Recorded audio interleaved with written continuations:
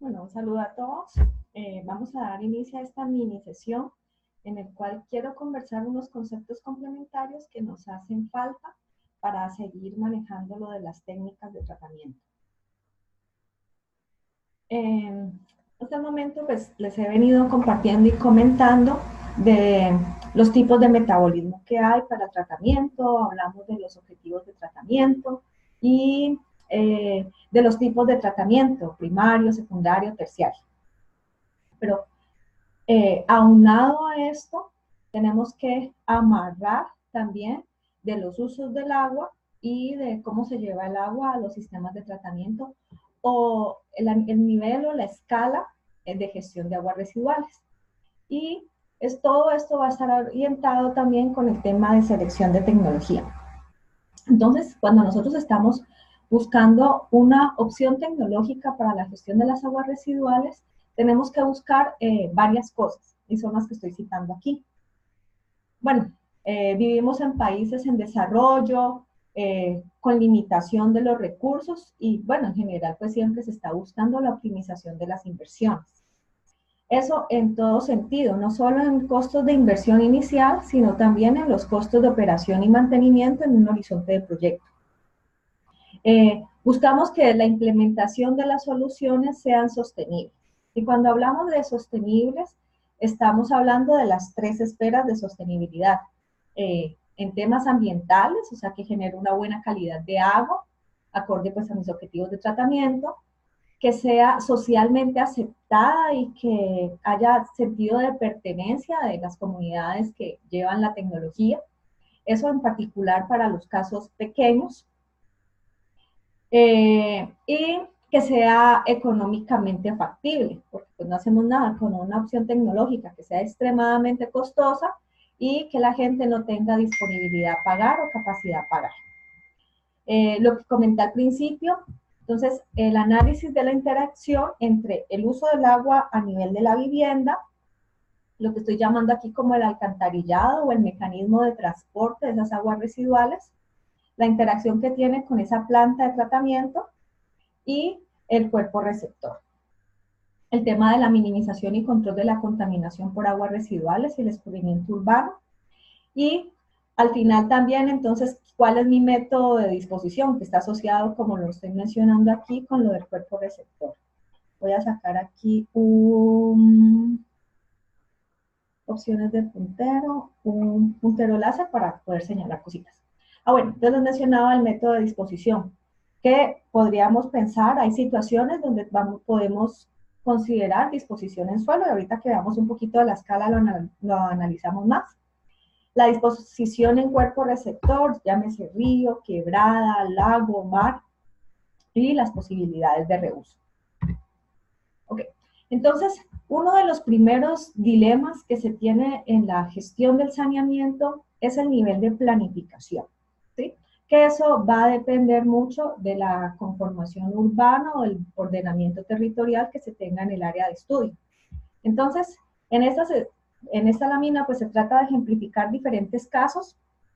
Entonces, aquí se está ubicando como viviendas dispersas que podrían obedecer, por ejemplo, a sectores rurales o áreas con lotes muy grandes. Y ahí cada una de estas casas puede obedecer a un sistema de tratamiento que le vamos a denominar individual o con una solución en sitio. Pero si yo tengo una condición donde yo agrupo cierto número de casas, por ejemplo, aquí en Costa Rica se utiliza mucho a nivel de los condominios o de los conjuntos residenciales, hay mucho tratamiento a nivel interno, ya que en la mayoría de las ciudades no hay un sistema grande, entonces se tiene que gestionar un poco más descentralizado. Entonces, esta es una opción. Otra opción que se puede manejar muchas veces, digamos, a nivel de una ciudad, hay varias cuencas, 2 o 3 cuencas, entonces por elementos topográficos, entonces también conviene hacer una semicentralización. No sería conveniente centralizar todo porque estarías generando diferentes tipos de bombeo, entonces, bueno, va a obedecer a un análisis del caso en particular, o que ya sea porque topográficamente o porque el análisis pueda recoger absolutamente todas las aguas y a esto le voy a llamar tratamiento centralizado. Entonces, uno de los primeros dilemas es esto del nivel de planificación, cómo yo lo escojo y que va a ser muy propio del caso de estudio. Okay. Y pues como lo venía comentando, entonces es que va a depender también de esa interacción que se va a manejar entre el sistema alcantarillado, la PETAR y el cuerpo receptor. Cuando veíamos la diapositiva de los 3 pasos, hablábamos también de la capacidad de depuración del cuerpo receptor, esa capacidad de asimilación que tiene digamos, el río, entonces, o el mar. Entonces, puede ser que la descentralización o por zonas genere vertimientos puntuales que le permita al río recuperarse de la carga contaminante que se virtió. Por ejemplo, conocía un caso también en Cartagena, en Colombia, hay una ciénaga, y entonces se manejaba mucho esa capacidad de autodepuración con respecto a la marea y cómo entraba y generaba efecto de dilución también el mar en esa ciénaga. Entonces, el cuerpo receptor pues va a ser también uno que me va a determinar cómo puede ser ese nivel de planificación. Okay, el dilema número 2, entonces aquí yo mencioné el sistema de alcantarillado, ¿cierto? Y hacemos referencia ahí a cuál es el mecanismo de transporte. En alcantarillado también hay múltiples opciones tecnológicas, voy a mencionarlas aquí. Entonces, esto también es otro tema de selección. Entonces, ¿qué tipo de alcantarillados existen? La regulación de esto, las posibilidades de esto, va a depender de la normativa local. Entonces, por ejemplo, este tipo de alcantarillado que se llama alcantarillado condominial fue ampliamente o ha sido ampliamente desarrollado en el Brasil. He visto experiencias muy positivas también en Nicaragua. ¿Y cómo es este tipo de alcantarillado? Es mucho como a nivel es un alcantarillado pequeño de bajo diámetro que obviamente satisface las condiciones hidráulicas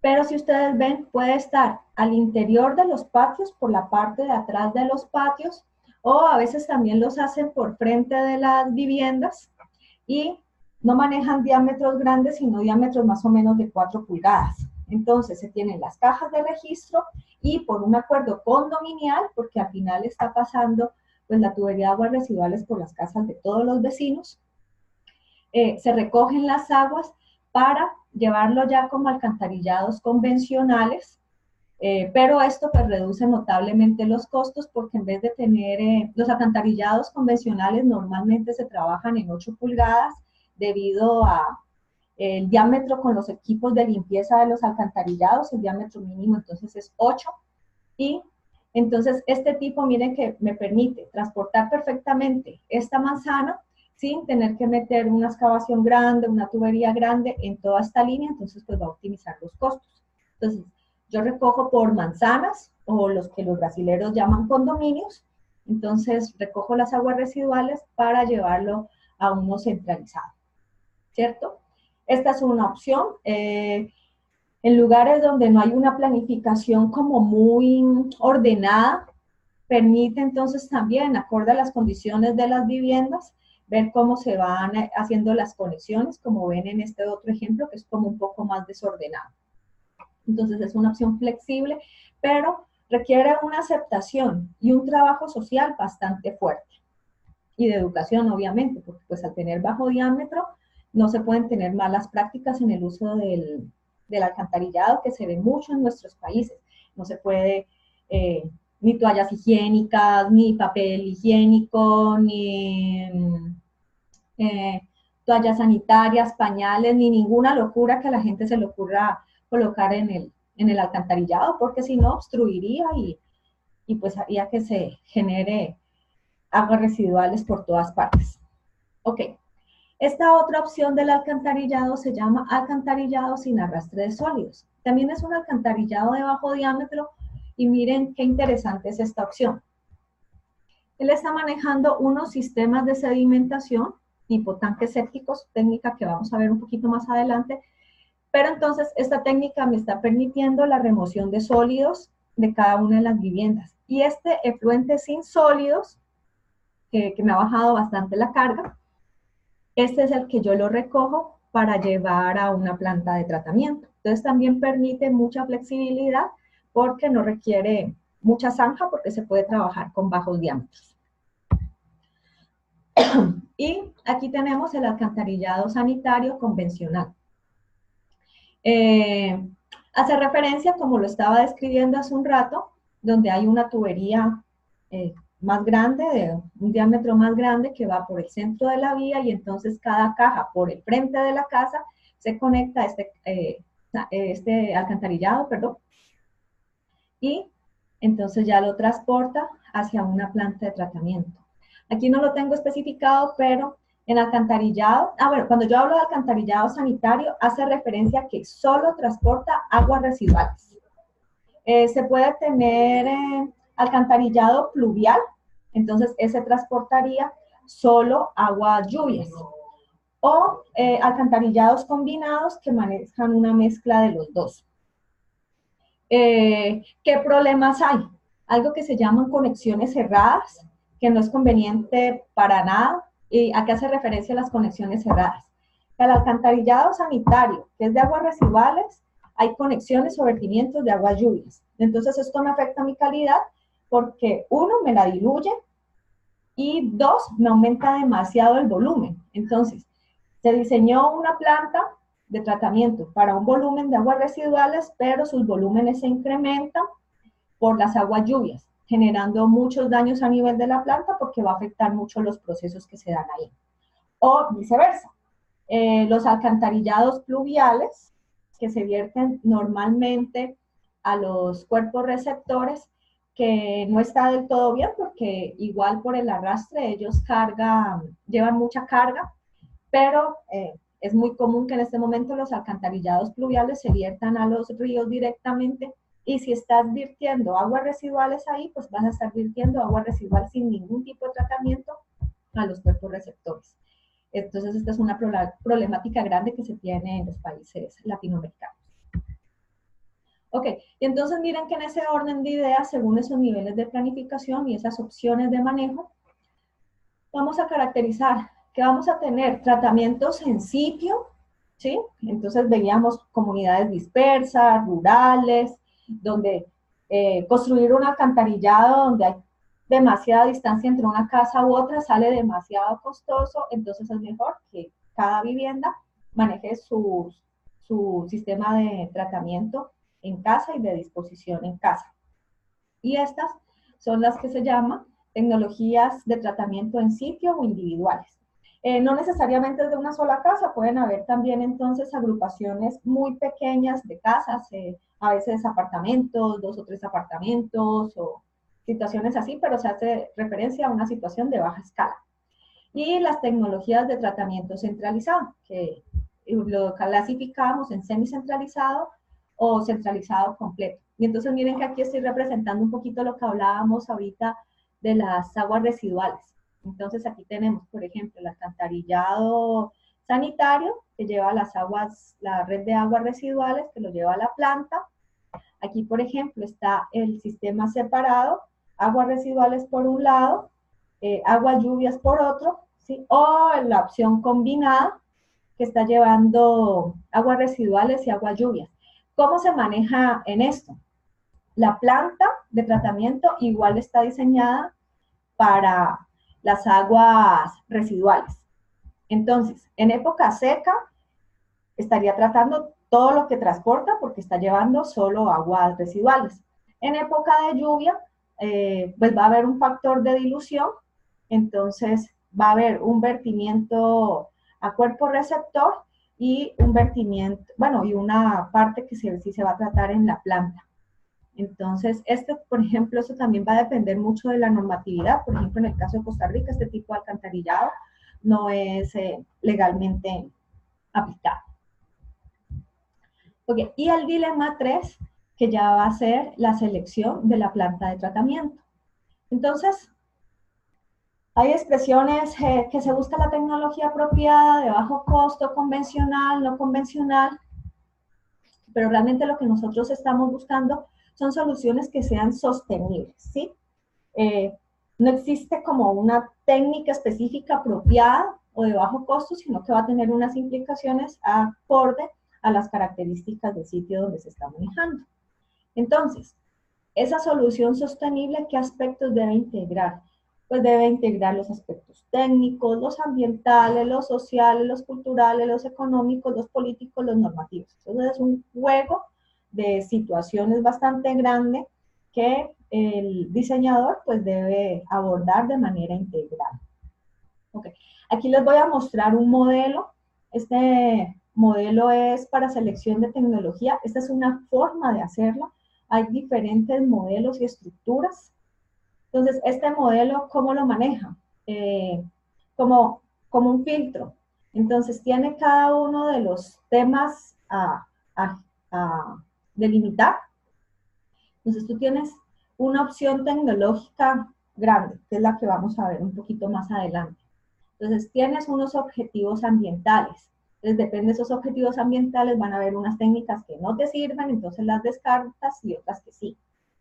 Después lo filtra por aspectos socioculturales. Entonces, no sé, por citar un ejemplo, si hay un lugar donde la comunidad no acepta el uso de productos químicos, entonces esas técnicas saldrían. Aspectos tecnológicos, entonces la apropiación de la tecnología, la institucionalización de la tecnología. Este tema es importante porque muchas veces administradores o gente que gestiona esto se deja llevar por experiencias que se han dado en otras latitudes con éxito, pero que no necesariamente se vayan a dar en su caso porque usted de pronto no tiene el personal apropiado para manejarlas o los insumos tecnológicos para hacerlo. Por ejemplo, plantas de Israel que son cerradas, nadie sabe cómo funcionan, entonces no hay apropiación de la técnica y entonces va a limitar estos aspectos tecnológicos. O que se daña una pieza y necesita que la traigan de X parte y se demora tantos días, entonces eso va a generar limitaciones que se deben tener en cuenta. Pues los aspectos ambientales, como la carga que se va a vertir al cuerpo receptor, la posibilidad de reuso y aprovechamiento, el manejo de los lodos, que es súper importante, y de las que me queden, entonces pues ya va a depender de los costos y una jerarquización por costos para generar pues esas soluciones sostenibles. No necesariamente te da una, te pueden dar varias. Este es otro modelito de decisión en aguas residuales. ¿Cómo se maneja este modelo? Integra simultáneamente todos los criterios o los indicadores que mencionamos ahorita. Entonces, digamos, este es el nivel de las opciones tecnológicas y para cada criterio yo puedo manejar diferentes indicadores. Y a partir de estos, ponderar con respecto a mi importancia, cuál me genera el mayor beneficio y así puedo rankear también estas técnicas. Entonces, con respecto a los objetivos ambientales, bueno, un elemento va a ser la normatividad ambiental, que es como lo mínimo que debo cumplir, pero siempre mi mensaje ha sido que hay que pensar es en la capacidad del cuerpo receptor. Y entonces eso va a definir, pues si usted necesita tratamiento primario, secundario, terciario, hasta qué nivel de tratamiento va a llevar usted el agua. Y bueno, obviamente, en la medida que usted aumenta niveles de tratamiento, pues eso le va a incrementar los costos. Bueno, lo que mencionaba ahorita, que las tecnologías sean institucionalizadas, o sea, que se conozcan, que se manejen en el país, y los aspectos de operación y mantenimiento. Y lo que comentaba ahorita en términos de la estructura de los costos, pues tenemos una parte de inversión inicial, que va a estar, que depende del diseño, y la de construcción. Y los costos de reposición, hay técnicas que necesitan equipo que se debe reponer con cierta frecuencia o deterioro de la infraestructura que se tiene que estar reponiendo también en el tiempo.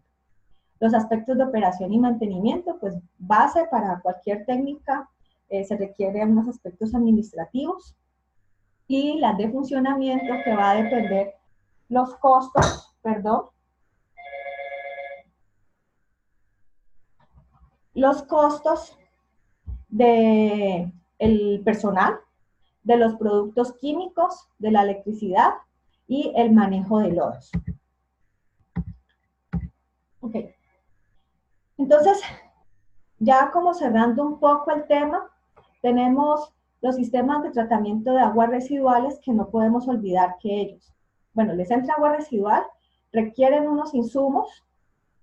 Este tratamiento en el balance de masa nos va a generar unas emisiones a la atmósfera, nos van a dejar un residuo sólido que es el lodo y nos van a generar un efluente que es el agua tratada.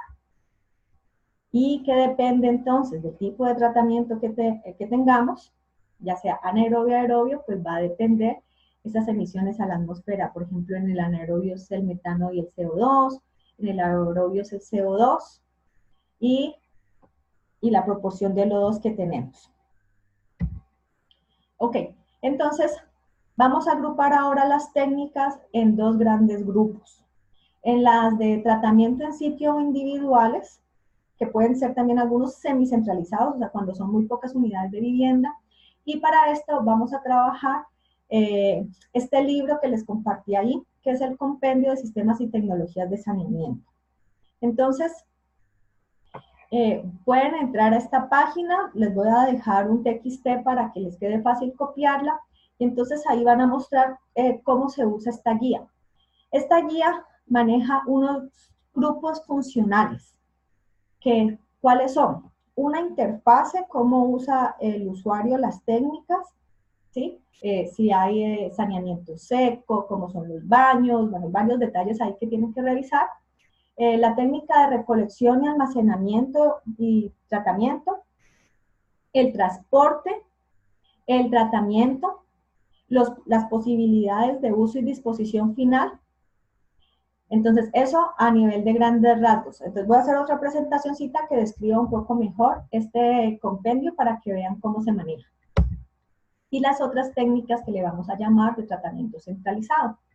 Entonces, en tratamiento centralizado, pues tenemos los procesos físico-químicos y tenemos los procesos biológicos. Entonces, en esto tenemos procesos aerobios, donde hay varias técnicas, en otra presentación las vamos a ir detallando. Los anaerobios, que también tienen sus técnicas, y aquí en esta clasificación lo hacen con sistemas naturales construidos, pero cuando les presente, voy a integrar estos de una vez en ya sea si es aerobio o anaerobio. Y el tratamiento de lodos. Ok, entonces vamos a dejar esta presentación aquí y voy a entonces hacer otros videos más específicos de cada uno de los casos.